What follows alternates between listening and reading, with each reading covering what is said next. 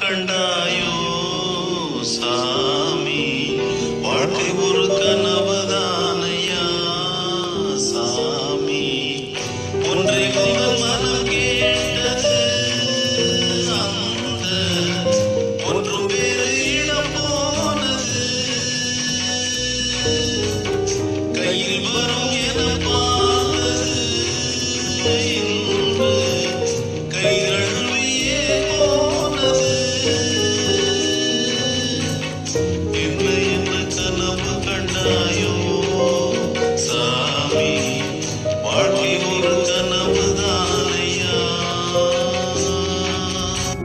இறந்திடவா நீ பிறந்தாய் அன்பே.